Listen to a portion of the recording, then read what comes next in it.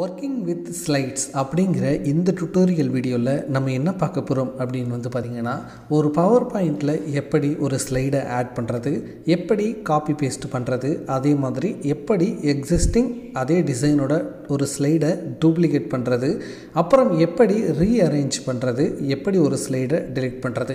இதை தான் பார்த்திங்கன்னா இந்த வீடியோவில் நான் உங்களுக்கு சிம்பிளாக சொல்லித்தரப்போகிறேன். ஸோ இது உங்களுக்கு நிறைய பேருக்கு தெரிஞ்ச ஒரு விஷயமாக இருந்தாலும் கூட நீங்கள் ப்ராப்பராக ஒரு பவர் பாயிண்ட்டை லேர்ன் பண்ணும்போது இதையும் தெரிஞ்சுக்கிறது ரொம்ப ரொம்ப அவசியம். நான் பவர் பாயிண்ட் குறித்து ஏற்கனவே பல வீடியோக்கள் டுட்டோரியல்ஸாக போட்டிருக்கேன். அதோட பிளேலிஸ்ட் பார்த்திங்கன்னா உங்களுக்கு டிஸ்கிரிப்ஷனில் இருக்குது. நீங்கள் கிளிக் பண்ணி மற்ற டுட்டோரியல் வீடியோஸையும் பார்க்கலாம். நம்ம சேனலில் தொடர்ச்சியாக வீடியோக்களை பார்ப்பதற்கு சப்ஸ்கிரைப் பண்ணி இணைந்தீர்கள். இது ஸ்ரீ டெக் டாக்ஸ். நான் உங்கள் ஸ்ரீதரன். சரி, வாங்க நண்பர்களே, இப்போ நம்ம வீடியோக்குள்ளே போகலாம். ஸோ ஃபஸ்ட்டு என்ன பண்ண போகிறோம் அப்படின்னா ஆட் ஸ்லைட்ஸ். ஒரு பவர் பாயிண்டில் உங்களுக்கு நீங்கள் ஓப்பன் பண்ண உடனே ஒரு பிளாங்காக பார்த்திங்கன்னா ஒரு ஸ்லைடு ஓப்பன் ஆகும். நீங்கள் அதற்கப்புறம் ஒரு ஸ்லைடை ஆட் பண்ணணும் அப்படின்னா உங்களுக்கு சில வழிமுறைகள் இருக்குது. அதில் ஃபஸ்ட்டு வழிமுறை என்ன அப்படின்னு பார்த்திங்கன்னா நியூ ஸ்லைடு அப்படிங்கிற ஹோமுக்கு கீழே நியூ ஸ்லைடு அப்படின்னு சொல்லிட்டு ஒரு ஆப்ஷன் இருக்கும். அதுக்கு கீழே பார்த்திங்கன்னா இந்த மாதிரி ஒரு ஸ்க்ரோல் இது இருக்கும். அதாவது ஒரு ட்ராப் டவுன் ஒரு இது மாதிரி இருக்கும். அதை நீங்கள் கிளிக் பண்ணிங்க அப்படின்னா எந்த ஃபார்மேட்டில் உள்ள ஸ்லைடை நீங்கள் இன்சர்ட் பண்ணணுமோ அதை கிளிக் பண்ணிங்க அப்படின்னா உங்களுக்கு அது இன்சர்ட் ஆகும். இப்போ பார்க்கலாம். இப்போ பாருங்கள், இந்த மாதிரி தான் இன்சர்ட் பண்ணுவீங்க. ஸோ நீங்கள் ஜஸ்ட்டு அந்த நியூ ஸ்லைடுங்கிறத கிளிக் பண்ணிங்க அப்படின்னா எக்ஸிஸ்டிங் ஃபார்மேட்டில் உள்ளது அதே மாதிரி உங்களுக்கு க்ரியேட் ஆகும். பை டிஃபால்ட்டாக உள்ளது தான் உங்களுக்கு இன்சர்ட் ஆகும். ஓகேங்களா? ஸோ இப்போ அடுத்து இது முதல் வழிமுறை. இரண்டாவது வழிமுறை என்ன அப்படின்னு பார்த்திங்கன்னா இந்த இடத்துல ரைட் கிளிக் பண்ணிவிட்டு இப்போ பாருங்கள், இங்கே நியூ ஸ்லைடு அப்படிங்கிறது கொடுத்தீங்க அப்படின்னா உங்களுக்கு நியூ ஸ்லைடு க்ரியேட் ஆகும்.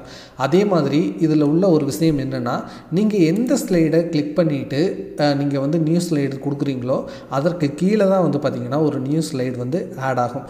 மூன்றாவது வழிமுறை என்ன அப்படின்னு பார்த்திங்கன்னா ஷார்ட்கட் கீ கண்ட்ரோலை அமுக்கிக்கிட்டு நீங்கள் எம் அப்படிங்கிறத ப்ரெஸ் பண்ணிங்க அப்படின்னா உங்களுக்கு ஒரு நியூ ஸ்லைடு பார்த்திங்கன்னா இன்சர்ட் ஆகும். நீங்கள் பார்த்துருக்கலாம். இப்போ கவுண்ட்டு 5 இருக்குது. இப்போ பாருங்கள், நான் மறுபடியும் கண்ட்ரோல் ப்ளஸ் எம் அமுக்கிறேன்.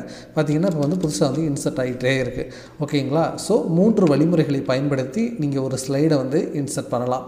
அதற்கடுத்து எப்படி காப்பி பேஸ்ட் பண்ணுறது அப்படின்னு பார்த்திங்கன்னா நீங்கள் ஜஸ்ட்டு எந்த ஸ்லைடு வேணுமோ, இப்போ இந்த 2 ஸ்லைடு வேணும்னா 2ஐயும் செலக்ட் பண்ணிக்கலாம்.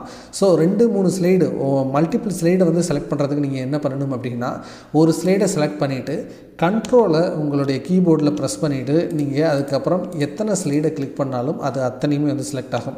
அதே மாதிரி ஃபஸ்ட்டு ஸ்லைடில் 5th ஸ்லைடை செலக்ட் பண்ணணும் அப்படின்னா இந்த 5ஐயும் செலக்ட் பண்ணணும் அப்படின்னா நீங்கள் ஷிஃப்ட்டை அமுக்கிக்கிட்டு 5th ஸ்லைடை கிளிக் பண்ணிங்க அப்படின்னா ஆட்டோமேட்டிக்காக அதில் ஸ்டார்ட் ஆகி இதில் எண்ட் ஆகுற வரைக்கும் எல்லாமே செலக்ட் ஆகிரும். இப்போது ஒரு ஸ்லைடை காப்பி பண்ணணும் அப்படின்னா கண்ட்ரோல் சி அப்படிங்கிறத கொடுங்க.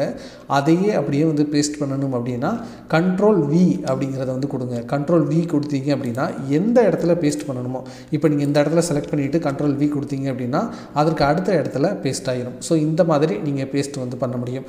டூப்ளிகேட்டுக்கும் காப்பி பேஸ்ட்டுக்கும் என்ன வித்தியாசம் அப்படின்னா இப்போ பாருங்கள், இது மாதிரி நீங்கள் கண்ட்ரோல் சி கண்ட்ரோல் வி கொடுத்து தானே நீங்கள் பண்ணணும். இப்போ டூப்ளிகேட் அப்படின்னா ஜஸ்ட்டு இப்போ இதை டூப்ளிகேட் பண்ணணும் அப்படின்னா ஜஸ்ட்டு கண்ட்ரோல் ப்ளஸ் டி அதை ப்ரெஸ் பண்ணிங்க அப்படின்னா உங்களுக்கு பாருங்கள் அப்படியே டூப்ளிகேட் ஆகும். நீங்கள் காப்பி பேஸ்ட்லாம் பண்ணிகிட்டு இருக்க தேவையில்லை. ஜஸ்ட்டு கண்ட்ரோல் டி அதை கொடுத்தீங்கன்னா உங்களுக்கு டூப்ளிகேட் ஆகிரும்.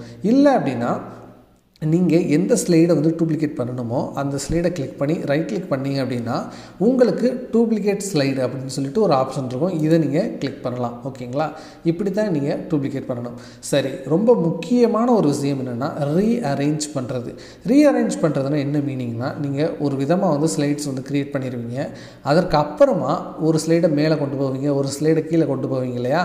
அதற்கு தான் பார்த்திங்கன்னா ரீஅரேஞ்ச் அப்படின்னு சொல்லுவோம்.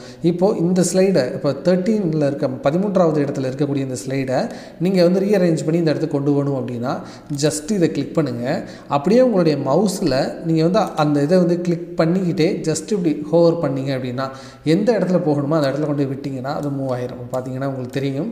ஸோ இந்த மாதிரி நீங்கள் கிளிக் பண்ணி அதை மூவ் பண்ணுறதன் மூலமாக நீங்கள் இது மாதிரி மூவ் பண்ணிக்கிட்டே இருக்க முடியும். நெக்ஸ்ட்டு என்ன அப்படின்னா டெலீட் உங்களுக்கு தெரிஞ்சது தான். ரொம்ப சிம்பிளாக வந்து நீங்கள் டெலீட் பண்ண முடியும். எந்த ஸ்லைடரை டெலீட் பண்ணணுமோ அதை வந்து கிளிக் பண்ணிவிட்டு ரைட் கிளிக் பண்ணுங்கள். ரைட் கிளிக் பண்ணிங்க அப்படின்னா உங்களுக்கு டெலீட் ஸ்லைடு அப்படிங்கிற ஒரு ஆப்ஷன் இருக்கும். இதை கிளிக் பண்ணிங்கன்னா டெலீட் ஆயிரும். இல்லை அப்படின்னா ஜஸ்ட் இதை செலக்ட் பண்ணிவிட்டு டெலீட் அப்படிங்கிற பட்டன் வந்து பார்த்திங்கன்னா கீபோர்டில் இருக்கும். அதை கிளிக் பண்ணிங்க அப்படின்னா உங்களுக்கு டெலீட் ஆயிரும். ஸோ இப்படி தான் வந்து நீங்கள் டெலீட் பண்ணணும். டெலீட் பண்ணது மறுபடியும் வரணும் அப்படின்னா Ctrl+Z கொடுங்க, மறுபடியும் வந்துடும். ஓகேங்களா? ஸோ இந்த வீடியோவில் நீங்கள் ஸ்லைட்ஸ் குறித்து ஒரு பேசிக்கான இன்ஃபர்மேஷன்ஸை தெரிஞ்சிட்ருப்பீங்க. இந்த வீடியோ கண்டிப்பாக உங்களுக்கு யூஸ்ஃபுல்லாக இருந்திருக்கும் அப்படின்னு நான் நம்புகிறேன்.